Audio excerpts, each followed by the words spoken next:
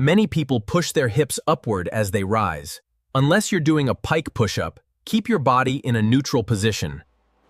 The push-up is a classic bodyweight exercise that has been around for ages, and for good reason. It's one of the best full-body exercises you can do anywhere. It targets your chest, arms, core, shoulders, and even your lower body. Mastering this movement helps you build strength with just your body weight. First, focus on your lower body. Without proper core, hip, and leg engagement, your push-up form will break down. Keep your core tight, tilt your pelvis slightly, and squeeze your glutes to maintain a strong and stable position.